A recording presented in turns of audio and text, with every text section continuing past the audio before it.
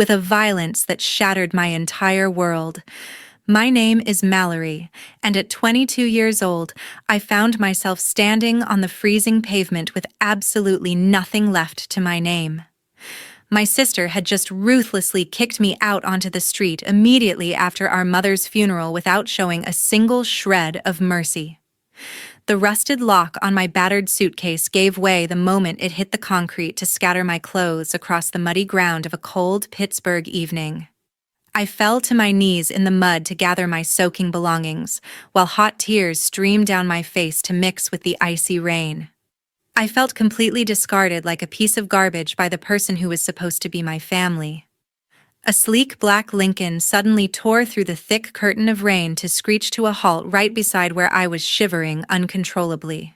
The tinted rear window rolled down slowly to reveal a middle-aged man who radiated an aura of dangerous power. He did not look at my scattered clothes or my pathetic state, but instead fixed his hawk-like gaze upon the unique silver orchid pendant resting against my chest. He did not offer any pity or money, but instead demanded an answer with a voice that commanded absolute authority. "What is your mother's name?" I was too terrified to speak, before he leaned closer to deliver his next chilling command that sent shivers down my spine. "Tell me who did this to you." My life was about to change forever from this moment of despair into a path of cold calculation and ruthless justice. Hit that subscribe button right now to witness how I made them pay for every single tear I shed today. 3 hours before the freezing rain began to fall, a suffocating gloom hung over the city cemetery as the final handfuls of dirt were tossed onto the casket of my adoptive mother, Deanna. The funeral service had been a blur of dark umbrellas and insincere condolences from neighbors who barely knew the woman who had raised me with such unconditional love. Immediately after the somber ceremony concluded, my family lawyer Gareth insisted that everyone return to the main house for an emergency reading of the last will and testament. I found his urgency strange, given that we had barely had time to process our grief, but I followed the small procession of cars back to the Victorian home where I had spent the last 20 years of my life. The living room felt unnaturally cold as I took a seat on the floral sofa that Deanna used to knit on every Sunday evening while we watched television together. Gareth stood at the head of the room with a crisp document in his hands while avoiding any direct eye contact with me. He cleared his throat loudly to silence the murmurs of the few distant relatives gathered there before he began to read the legal text in a monotone voice. My heart stopped beating for a moment when he announced that the entire estate, including the house, the savings accounts, and all personal belongings, were to be left to the sole beneficiary. Gareth declared clearly that everything now belonged to my sister Kelsey. I sat there in stunned silence, waiting for him to read the section about me because Deanna had promised 1,000 times that she would split everything equally to ensure I would always have a roof over my head. I stood up with trembling hands to interrupt him because I knew there had to be a mistake in the paperwork he was holding. I told him firmly that my mother would never leave me with nothing because we had discussed her wishes just weeks before she passed away in the hospital. Gareth looked at me with a practiced coldness that suggested he had prepared for this confrontation long before today. He asked me in a condescending tone if I could produce any legal adoption papers proving I was actually a member of this family. I froze because he knew very well that Deanna had never formalized the adoption due to complications from my mysterious past. I tried to argue that 20 years of living as her daughter should count for something in the eyes of the law, but Gareth simply shook his head and tapped the document to indicate that only written evidence mattered in his courtroom. Kelsey stood up slowly from the armchair across from me with a satisfied smirk playing on her lips that made my stomach turn. She walked over to stand beside the lawyer and looked down at me with an expression of pure contempt that she had been hiding while our mother was alive. She announced to the room that I had been nothing but a freeloader living off their charity for 2 decades without contributing a single cent. She declared that it was finally time for the house to be returned to its rightful owner and for the parasites to be removed permanently. I could not believe the venom in her voice, as she rewrote our entire history together to paint me as an opportunistic stranger rather than the sister who had cared for her when she was sick. Before I could protest against her hateful lies, the front door opened to reveal a burly man in a uniform who walked in as if he owned the place. Kelsey introduced him as a local police officer named Miller, who she claimed was there to assist with a trespassing situation. It became immediately clear that she had orchestrated this entire ambush to ensure I could not put up a fight. Officer Miller walked straight toward me with a heavy stride and informed me that since I was not on the deed and had no lease agreement, I had exactly 5 minutes to vacate the premises.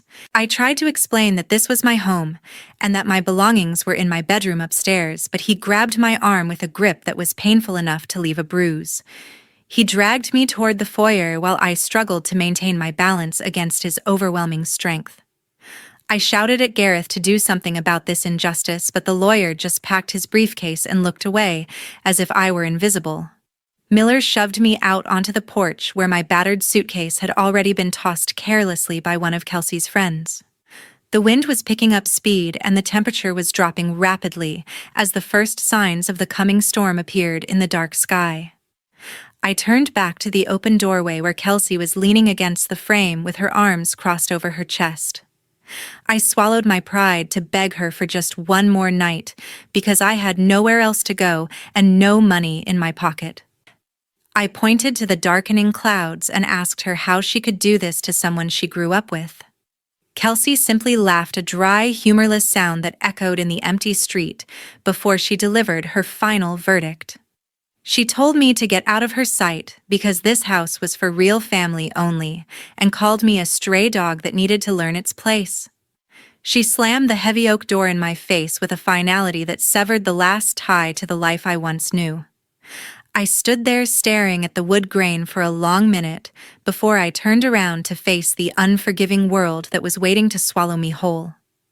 11 o'clock at night felt less like a specific time on the clock, and more like a sentence of isolation as the biting Pennsylvania cold seeped into my very bones.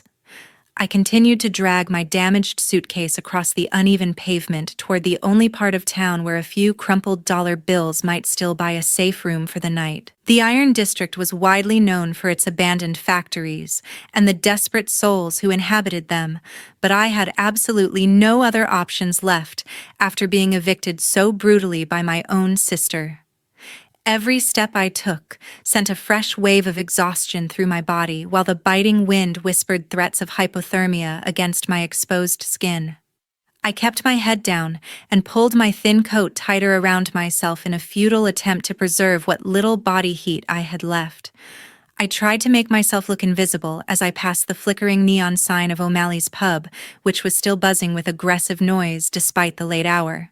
3 men stumbled out of the doorway with the heavy scent of cheap whiskey clinging to their clothes and immediately locked their predatory eyes on my lone figure.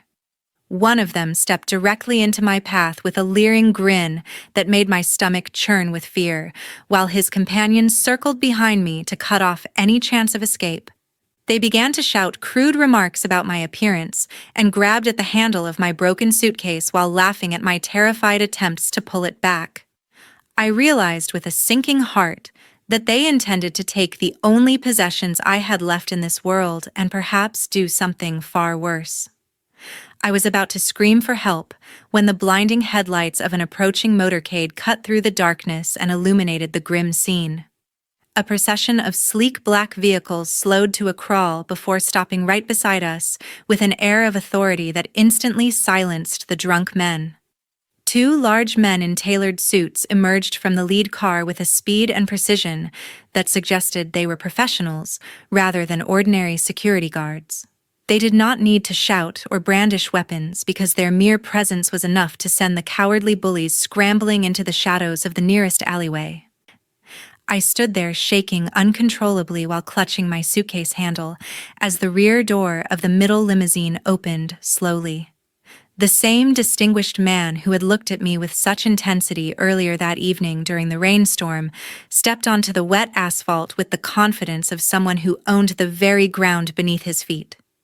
He was clearly in the middle of inspecting his territory, but he paused to reach into his coat pocket as if to offer me some charity. I started to back away out of instinct, but the flickering streetlight above us chose that exact moment to reflect brightly off the silver orchid pendant hanging around my neck. The man froze in his tracks as his eyes widened in a mixture of disbelief and recognition that completely shattered his composed demeanor.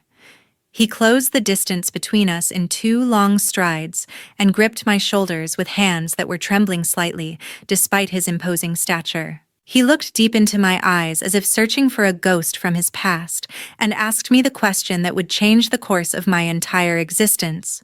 "What is your mother's name?" I could barely find my voice through the layers of fear and confusion, but I managed to whisper the only name that had ever meant safety to me. Deanna. Her name was Deanna. The man let out a breath that sounded like a sob, and his grip on my shoulders softened into a gentle embrace that felt confusingly familiar. Deanna, the nurse who disappeared that night. So she saved you, my little orchid. I stared at him in complete bewilderment because I had never heard anyone speak about my mother with such raw emotion and intimate knowledge. He explained in a rush of words that he was my biological father, and that he had been searching for me since the night a violent riot tore our family apart 20 years ago. He told me that the silver orchid was a custom piece he had placed around my neck himself as a promise of protection before chaos erupted and my mother vanished to keep me safe. I stood there on the desolate street corner and realized that the man everyone feared was actually the father I never knew existed. The next morning, I woke up in a sprawling room of a luxurious penthouse where I could see the entire snow-covered city stretching out beneath the floor-to-ceiling windows. The heavy velvet curtains had been drawn back to reveal a breathtaking view of Pittsburgh that seemed completely disconnected from the cold and desperate reality I had experienced just hours before on the streets below. I sat up in the massive bed with silk sheets that felt foreign against my skin and took a moment to remember how I had arrived in this place of unimaginable wealth. The silence of the room was broken only by the soft hum of the central heating system, which was a stark contrast to the howling wind that had tormented me the previous night. I washed my face in the marble bathroom and dressed in the clean clothes that had been left for me before making my way down the long hallway toward the smell of brewing coffee. My father, Vincent, was waiting for me in the sunlit living room with an expression of anxious anticipation that softened his usually intimidating features. He sat behind a large mahogany table that was covered with an impressive spread of breakfast foods and a collection of small, faded photographs that immediately caught my attention. I walked closer to inspect the images and felt my breath catch in my throat when I saw a baby who looked exactly like me, wearing the very same silver orchid pendant. Vincent gestured for me to sit down and began to speak with a voice that was thick with the weight of 20 years of suppressed grief and longing. He explained that our family had been the target of a brutal attack by a rival criminal organization 2 decades ago, which resulted in chaos and fire consuming our home. He told me that Deanna was not just an ordinary nurse, but a courageous woman who had made the split-second decision to save his only child when the security team had been compromised. She had wrapped me in a blanket to hide my identity and fled into the night to protect the last surviving heir of the Vance bloodline from those who wanted to erase us completely. She had changed her name and lived a life of quiet obscurity in the suburbs to ensure that I would never be found by the enemies who were hunting for me. I listened with tears streaming down my face as I realized that the woman I had called Mom was actually a guardian angel who had sacrificed her own future to give me a chance at life. Vincent looked at me with deep sorrow and pushed a rectangular piece of paper across the polished surface of the table until it rested directly in front of my hands. I looked down to see a cashier's check made out to my name for the staggering sum of $5 million alongside a brochure for a private villa in the most exclusive neighborhood in the state. Vincent cleared his throat and told me that he wanted to compensate me immediately for every single hardship I had endured while living in poverty under a false identity. He insisted that I should never have to worry about money again, and that this was just the beginning of the inheritance that was rightfully mine as his daughter. The numbers on the check were enough to solve every problem I had ever known, but my heart was still bleeding for the home I had just lost to Kelsey's greed. I thought about the rose garden Deanna had planted and the kitchen where we had shared so many meals together. I slowly pushed the check back across the table toward him because my desire for justice was far stronger than my need for financial security at this moment. I looked him directly in the eyes and spoke with a determination that surprised even myself, given how terrified I had been the night before. "I don't want your money, Dad. Kelsey is selling Mom's house to pay her gambling debts. I want that house back." Vincent leaned back in his leather chair and looked at me with a mixture of surprise and undeniable pride dawning on his face. He seemed to realize in that moment that I was not just a fragile girl who needed rescuing, but a woman who possessed the same iron will that had allowed him to survive in the underworld. He nodded slowly and swept the check aside to clear the space between us for a different kind of conversation. We spent the next hour formulating a meticulous strategy that would force Kelsey to surrender the property voluntarily without us having to resort to the kind of violence that would attract police attention. I felt a surge of cold confidence as we plotted to use her own greed and desperation as the weapons that would eventually bring her to her knees. 3 days later, a massive for sale sign was cruelly staked right in the middle of the rosebed that my mother used to tend to every single day. The vibrant red petals that Deanna had nurtured with such gentle care were now trampled under the wooden post of the sign, which stood like a tombstone, marking the death of my childhood memories. I watched this desecration from the safety of a tinted black SUV parked across the street, and felt a cold fury rising in my chest that was entirely different from the helpless grief I had felt just nights before. Kelsey and her corrupt lawyer Gareth had organized an emergency open house event in a desperate attempt to liquidate the property immediately to satisfy the dangerous people she owed money to. They had listed the house at a price significantly lower than its market value because they needed cash fast and did not care about the true worth of the home that had sheltered us for 2 decades. Vincent sat beside me in the leather interior of the car while reviewing the profiles of the men he had sent in to play the role of potential buyers. These were not ordinary actors, but seasoned professionals from his organization who knew exactly how to dismantle a real estate deal without breaking a single law. I watched as the first group of Vincent's men walked up the driveway, wearing expensive suits and carrying clipboards that made them look like serious investors. They mingled with the legitimate buyers who had shown up for the viewing and began their calculated performance to sabotage the entire event from the inside out. I could see through the living room window as one of our men pointed a flashlight at the ceiling and shook his head with an expression of grave concern that immediately caught the attention of a young couple standing nearby. The plan was working perfectly because within minutes, I could see the legitimate buyers exiting the front door with looks of hesitation and disappointment on their faces. Vincent's men had successfully planted rumors about severe structural damage and whispered loud enough for everyone to hear that the will was being contested in probate court. No investor in their right mind would touch a property that came with the threat of a looming legal battle and potential foundation issues. Gareth tried to chase after the fleeing customers with flyers and reassurances, but his desperate attempts only made the situation look more suspicious to anyone watching. The stream of people leaving the house grew larger until the driveway was empty of everyone except for the plants we had sent in to ruin Kelsey's big day. Kelsey stormed out the front door with her face flushed red from a mixture of embarrassment and rising panic as she realized her plan was falling apart before her eyes. She looked around frantically for anyone who might still be interested in making an offer, but found only empty cars and the backs of retreating visitors.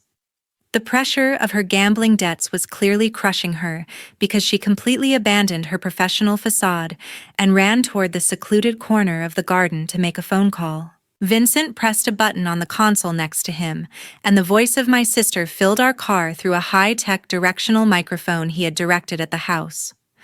I listened with a heavy heart as the sister who had once shared a bunk bed with me crumbled under the weight of her own poor choices. She was pacing back and forth near the ruined rose bushes while clutching her phone with white-knuckled desperation as she begged for more time from her creditors. Her voice cracked and rose to a shriek that betrayed just how terrified she was of the consequences awaiting her if she failed to pay. "Give me one more week. The house is worth a fortune. I swear I'll pay you back." Vincent listened to her plea with a cold smile playing on his lips that made him look every bit the ruthless crime boss he was rumored to be. He picked up his own secure phone and dialed a number to give a short order to his subordinates, who controlled the very loan sharks Kelsey was indebted to. He instructed them to increase the pressure on her immediately and to reject any offers of partial payment she might try to make. He was effectively cutting off her escape routes one by one to ensure that she would have no choice but to turn to the only option she thought she had left. Kelsey ended the call and stood frozen in the garden with her hands shaking violently by her sides as the reality of her situation began to sink in. She looked up at the empty street, and her eyes narrowed with a sudden realization that this string of bad luck was too coordinated to be a coincidence. She pulled her phone back out and began typing furiously with a look of suspicion that I knew was directed squarely at me. My phone buzzed in my lap a few seconds later with a notification from the sister who had kicked me out into the rain just days ago. She had finally realized that the stray dog she threw out had returned to bite the hand that betrayed her. That weekend, while I was reviewing legal files with my father in the safety of his penthouse office, my phone suddenly rang, displaying Kelsey's name on the illuminated screen. I hesitated for a long moment before answering because I expected another barrage of insults or threats from the sister who had discarded me so easily. However, her voice on the other end of the line was unrecognizable because she had replaced her usual hostility with a tone of fabricated regret that immediately set my teeth on edge. She spoke softly about how she was packing up the attic for the upcoming sale and had stumbled upon the leather-bound diary that our mother Deanna used to write in every single night before she got sick. Kelsey claimed that she could not bring herself to throw away such a personal item and wanted to give it to me as a final peace offering before she left town forever. She suggested that we meet at an old storage warehouse on the desolate outskirts of the city that evening because she was currently storing some furniture there and did not want to return to the house. Vincent immediately clenched his fists as he listened to the conversation through the speakerphone because his years of experience in the underworld told him this was an obvious ambush. He stood up from his desk with a dark expression and insisted that I stay home while he sent a team of his best enforcers to handle Kelsey and her associates permanently. I reached out to grab his arm and shook my head firmly because I knew that violence would only bring more trouble to our doorstep and potentially ruin the memory of the woman who raised me. I explained to him that this meeting was the perfect opportunity to get Kelsey to admit her crimes on tape, which would be the only way to destroy her legally and recover the house without bloodshed. Vincent reluctantly agreed to my dangerous plan, but only on the condition that he would control every aspect of the security operation surrounding the meeting. We spent the next hour preparing for the confrontation with a level of precision that made me realize just how powerful my biological father truly was. A technician attached a microscopic recording device to the inside of my jacket collar that would transmit high-quality audio directly to the backup team stationed nearby. Vincent mobilized an elite unit of bodyguards who were instructed to surround the warehouse perimeter invisibly and breach the building the second I gave the distress signal. The drive to the industrial district was filled with a tense silence as I mentally rehearsed the questions I needed to ask to goad my sister into a confession. The warehouse loomed ahead of us like a rusting skeleton against the night sky, surrounded by overgrown weeds and the eerie silence of an abandoned manufacturing zone. I stepped out of the armored car around the corner and walked the final 100 yards alone to maintain the illusion that I was a helpless victim walking into a lion's den. The heavy metal door of the warehouse creaked open to reveal a dimly lit interior that smelled of stale oil and decades of neglect. I walked toward the center of the vast space, where a single hanging bulb cast a harsh yellow light on the people waiting for me. Kelsey was standing there with a triumphant smirk on her face, flanked by the corrupt lawyer Gareth and two massive men who looked like they broke bones for a living. She was holding a worn black book that looked exactly like the diary Deanna used to keep on her bedside table. I stopped a few feet away from them and asked her to hand over the diary so I could leave, playing the part of the naive sister who just wanted a keepsake of her mother. Kelsey laughed a cruel, high-pitched sound that echoed off the metal walls before she locked eyes with me and dropped the book onto the dirty concrete floor. The book landed with a dull thud and splayed open to reveal that the pages were completely blank, proving it was nothing more than a cheap prop she had bought to lure me here. She took a step forward while her hired thugs cracked their knuckles in anticipation of the violence they were being paid to inflict. "You really are naive, Mallory. There is no diary. I just need your signature to sell the house legally." I looked down at the empty book and then back up at her with a feigned expression of shock and betrayal to keep her talking. I stammered out a question about why she needed my signature if the will Gareth read at the funeral had already given her everything. I reminded her that the document clearly stated I was not a legal heir and had no rights to the property or the assets Deanna left behind. Kelsey rolled her eyes at my stupidity and signaled for Gareth to pull a fresh legal document from his briefcase. She stepped closer to me with a menacing glare and decided to brag about her cleverness, completely unaware that her arrogance was being recorded for a judge to hear.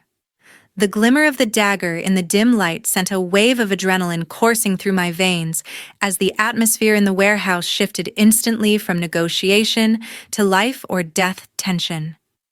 Kelsey held the weapon with a shaking hand that betrayed her utter desperation to force my signature on the fraudulent deed transfer document. Gareth watched from the shadows with a look of nervous anticipation, while the two hired thugs stepped closer to block any potential escape route I might have considered. I took a slow and steady breath to calm my racing heart, because I knew that the trap had finally been sprung and there was no turning back now. I looked directly into my sister's manic eyes and told her with an eerie calmness that every single word she had spoken in the last 10 minutes had been recorded and streamed to a secure server. Her face twisted into a mask of pure fury as the realization of her own incriminating confession washed over her like a bucket of ice water. She screamed an obscenity and lunged forward with the knife aimed at my chest in a last-ditch effort to silence the only witness to her crimes. I stumbled backward just in time to avoid the slashing blade while simultaneously pressing the panic button concealed within my pocket. The rusted metal doors of the warehouse suddenly exploded inward with a deafening crash that sounded like a bomb going off and filled the space with blinding tactical lights. A dozen of Vincent's elite security guards swarmed into the room with military precision and weapons drawn before Kelsey could even regain her balance for a second strike.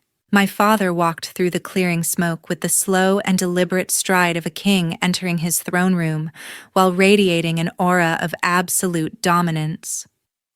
He did not need to shout or fire a single shot because his mere presence was enough to freeze the air in the massive room. The two large men Kelsey had hired took one look at the formidable force surrounding them and immediately dropped their weapons to the concrete floor with a clatter. They raised their hands in surrender because they recognized instantly that they were hopelessly outmatched by a power far greater than street thugs. Kelsey stood frozen in the center of the chaos as she finally looked past me to see the man who had orchestrated her downfall. Her eyes widened in horror as she recognized Vincent from the news reports about the city's most powerful underground figures and realized he was standing protectively behind me. The knife slipped from her trembling fingers and hit the ground with a sharp metallic ring that signaled the end of her reign of terror. She looked from me to Vincent and back again as the terrifying truth that I was the daughter of a crime lord finally sank into her consciousness. She cowered away from us and backed into a stack of old crates, while shaking violently like a leaf in a storm. I walked slowly toward where she was huddled and looked down at the sister who had thrown me out into the rain without a second thought. I felt no satisfaction in seeing her fear, but only a profound sense of closure knowing that she could never hurt me or anyone else again. I spoke to her with a voice that was devoid of anger, but filled with the finality of a judge delivering a sentence. You wanted money more than family, Kelsey. Now you have neither. The wailing sound of police sirens cut through the night air as the official authorities arrived to process the scene that my father's team had secured. Vincent had arranged for the police commissioner himself to be notified of the kidnapping and extortion attempt to ensure that no corrupt officers like Miller could interfere. Officers swarmed the building and roughly pulled Gareth from the shadows where he was trying to hide his briefcase full of forged documents. They slapped handcuffs on Kelsey's wrists and read her rights while she sobbed hysterically and begged me to tell them it was all just a misunderstanding. I turned away from her pleading eyes because I knew that she would have happily left me for dead if the roles were reversed. Vincent walked over to stand beside me and placed a heavy hand on my shoulder as we watched the police escort the prisoners toward the waiting patrol cars. He looked at me with a profound respect in his eyes because he understood that I had chosen a path that was far more difficult than simple violence. He realized that stripping Kelsey of her freedom and reputation was a punishment that would last much longer than any physical wound he could have inflicted. The warehouse was finally quiet again, as the weight of the past 20 years lifted off my shoulders and dissolved into the cold night air. 1 month after the dramatic courtroom proceedings concluded, the first soft flakes of early winter snow began to drift down onto the rose bushes that had finally been pruned back to their original beauty. The bitter cold of the Pennsylvania winter felt different this time because it was no longer accompanied by the biting sting of homelessness or the crushing weight of betrayal. I stood on the front porch of the Victorian house holding the heavy iron key that symbolized the legal restoration of my property rights and the final defeat of those who tried to destroy me. The court had delivered a sentence that resonated through the city as a warning to anyone who thought they could manipulate the law for personal gain. Kelsey was sentenced to 15 years in a federal penitentiary for kidnapping, extortion, and multiple counts of fraud, which effectively guaranteed that she would spend the prime of her life staring at concrete walls. Her corrupt lawyer, Gareth, was permanently disbarred from practicing law and was currently facing his own set of criminal charges that would likely see him joining my sister behind bars very soon.